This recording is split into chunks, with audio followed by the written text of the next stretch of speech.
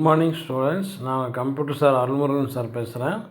Next நம்ம என்னென்னு பார்த்தோம் அப்படின்னு பார்த்தீங்கன்னா சாப்டர் 6 சாப்டரில் அச்சிடப்படும் ஆவணத்தை முன்கூட்டியே பார்க்க வேண்டும்.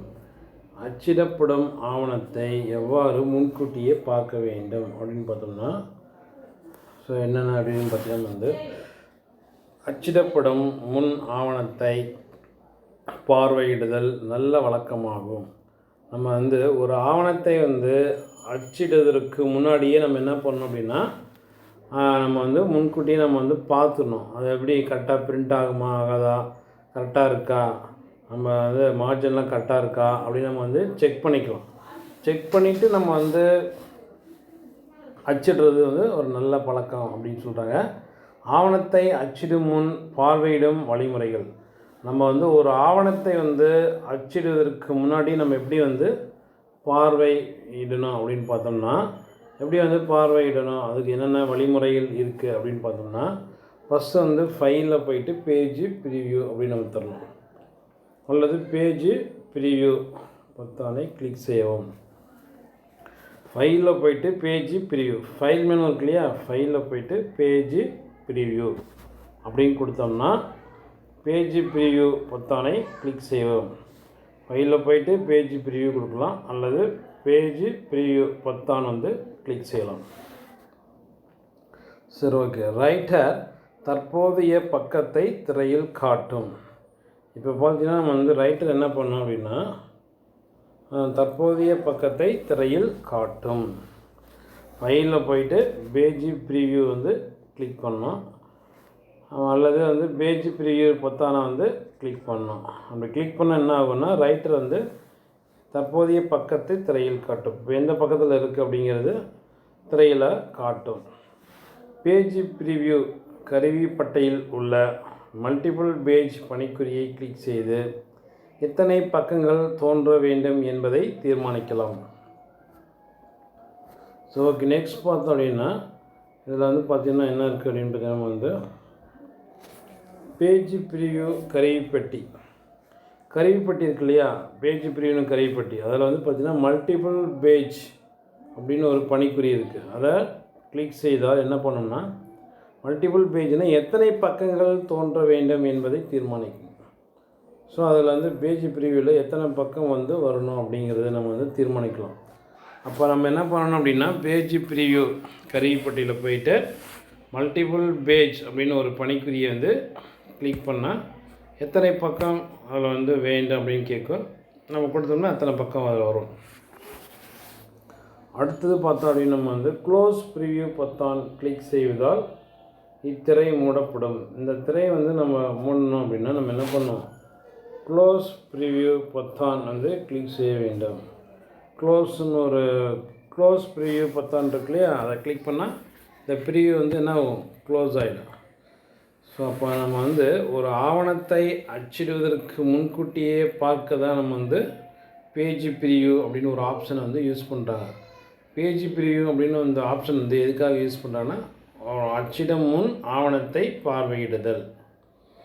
இச் கமாண்ட் எந்த கட்டளையை பயன்படுத்தி அச்சிடும் முன் ஆவணத்தை பார்வையிட வேண்டும் அப்படின்னு கேட்பாங்க. ஃபைலில் போயிட்டு பேஜ் ப்ரிவ்யூ அப்படின்னு எழுதணும், அல்லது பேஜ் ப்ரிவ்யூ பொத்தான் கிளிக் பண்ணணும். இந்த பேஜ் ப்ரிவ்யூ கருவிப்பட்டியில் பார்த்தீங்கன்னா மல்டிபிள் பேஜ் அப்படின்னு ஒரு ஐக்கான் இருக்குது. அதை கிளிக் பண்ணால் எத்தனை பக்கம் வேணும் அப்படிங்கிறத கேட்கும். நம்ம கொடுத்தோம்னா அத்தனை பக்கம் வந்துடும். நம்ம க்ளோஸ் ப்ரிவ்யூ பொத்தான் ஒரு பட்டன் இருக்கும், அதை கிளிக் பண்ணோம் அப்படின்னா அந்த திரை மூடப்படும். ஸோ ஓகே, அடுத்தது பார்த்திங்கன்னா அச்சுப்பொறியின் அமைப்பை மாற்றுதல். அச்சுப்பொறியின் அமைப்பை மாற்றுதல். ஒரு அச்சுப்பொறியினுடைய அமைப்பை எப்படி மாற்றணும் அப்படின்னு பார்த்தோம்னா செட்டிங்ஸ் த பிரிண்டர் மற்றும் அச்சிடல். செட்டிங்ஸ் பிரிண்டர் அச்சுப்பொறியின் அமைப்பை மாற்றுதல். செட்டிங்ஸ் த பிரிண்டர் மற்றும் அச்சிடல். அச்சுப்பொறியின் அமைப்பை மாற்றுவதற்கான வழிமுறைகள். அதனுடைய அமைப்பை மாற்றுவதற்கான வழிமுறைகள் என்னென்ன அப்படி இருக்குதுன்னு பார்த்தோம்னா ஃபஸ்ட்டு ஃபைலில் போயிட்டு பிரிண்ட். ஒரு அச்சுப்பொறி அமைப்பை மாற்றுவதற்கான வழிகள். நம்ம எப்படி வந்து போய் பிரிண்ட்டுடைய செட்டிங்ஸ் வந்து மாற்றணும் அப்படின்னா ஃபைலில் போயிட்டு பிரிண்ட் அப்படின்னு நம்ம தரணும். ஃபைலில் போயிட்டு பிரிண்ட்டுன்னு தரணும். ஓகே, ஷார்ட்கட் கீ என்ன? குறுக்கு வழி சாவி அப்படின்னு பார்த்தீங்கன்னா Ctrl+P. 1 மார்க் கொஸ்டினில் கேட்பாங்க. ஒரு ஆவணத்தை அச்சிடுவதற்கு ஷார்ட்கட் கீ என்னது? குறுக்கு வழி சாவி வந்து Ctrl+P. என்ன கட்டளை பயன்படுத்த வேண்டும்? ஃபைலில் போயிட்டு பிரிண்ட் அல்லது பிரிண்ட் ஃபைல் ஐகான் பணிக்குறியை கிளிக் செய்ய வேண்டும். பணிக்குறியை கிளிக் செய்ய வேண்டும். பிரிண்ட் உரையாடல் பெட்டி காட்டியுள்ளவாறு தோன்றும். பிரிண்ட் உரையாடல் பெட்டி. பிரிண்ட் உரையாடல் பெட்டி வந்து நம்ம வந்து ஃபைலில் போயிட்டு பிரிண்ட்னு கொடுத்தா பிரிண்ட் உரையாடல் பெட்டி வரும். இல்லை Ctrl+P கொடுத்தாலும் அது பிரிண்ட் உரையாடல் பெட்டி வரும். அடுத்தது ஜென்ரல் தொகுதியை கிளிக் செய்யவும். ஜென்ரல் தொகுதியை கிளிக் செய்யவும். பார்த்தீங்கன்னா நம்ம வந்து ஜென்ரல் தொகுதியை கிளிக் செய்யவும். ஜென்ரல் அப்படின்னு ஒரு தொகுதி இருக்குது, அதை போய் கிளிக் பண்ணணும். பார்த்தீங்கன்னா நம்ம வந்து பிக்சரில் பார்த்தீங்கன்னா ஜென்ரல் அப்படின்னு ஒரு தொகுதி இருக்குது. பார்த்தீங்கன்னா நம்ம வந்து இதுதான் வந்து பிரிண்ட்டு உரையாடல் பெட்டி. அதில் போயிட்டு பார்த்தீங்கன்னா ஜென்ரல் அப்படின்ட்டு இருக்குல்ல, இந்த தொகுதியை வந்து கிளிக் பண்ணணும் ஃபஸ்ட்டு அப்படின்னு சொல்கிறாங்க. அடுத்தது பார்த்திங்கன்னா நம்ம வந்து பல்வேறு அச்சுப்பொறியின் தொகுப்பு பட்டியலிருந்து தேவையான அச்சுப்பொறியை கிளிக் செய்ய வேண்டும். பல்வேறு அச்சுப்பொறிகள் இருக்கும், நம்ம எந்த அச்சுப்பொறி பயன்படுத்தணும் அப்படிங்கிறத நம்ம வந்து கிளிக் செய்யணும் அப்படின்னு சொல்கிறாங்க. பார்த்திங்கன்னா இதில் வந்து பார்த்திங்கன்னா நம்ம வந்து பல்வேறு அச்சுப்பொறிகள் இருக்குது. இதில் நம்ம எந்த அச்சுப்பொறியை வந்து பயன்படுத்தணும் அப்படின்னு இதில் இருக்குது, அதை கிளிக் பண்ணணும். சரி, ஓகே. அடுத்தது பார்த்திங்கன்னா நம்ம வந்து ரேஞ்ச் அண்ட் காப்பீஸ் பகுதியில் தோன்றும் ஆல் பேஜ் விருப்பத்தை தேர்வு செய்தால் எல்லா பக்கங்களும் அச்சிடப்படும். இதில் பார்த்திங்கன்னா நம்ம வந்து ரேஞ்ச் அண்டு காப்பீஸ்ன்னு இருக்குது பார்த்தியா. அதில் பார்த்திங்கன்னா எல்லா பக்கத்தையும் பிரிண்ட் பண்ணணும் அப்படின்னு பார்த்தோன்னு வச்சுக்கேன். எல்லா பக்கத்தையும் பிரிண்ட் பண்ணணும் அப்படின்னா நம்ம வந்து ஆல் பேஜ் அப்படின்னு இருக்கு இல்லையா, அந்த விருப்பத்தை வந்து தேர்வு செய்ய வேண்டும். எல்லா பக்கங்களும் அச்சிடப்படும். ஆல் பேஜ்னு கொடுத்தோன்னா எல்லா பக்கமும் வந்து அச்சிடப்படும்.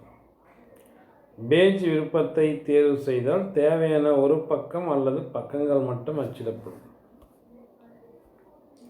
இதில் பார்த்தோம் அப்படின்னா நம்ம வந்து பேஜ் விருப்பத்தை தேர்வு செய்தால் தேவையான ஒரு பக்கம் அல்லது பக்கங்கள் மட்டும் அச்சிடப்படும்.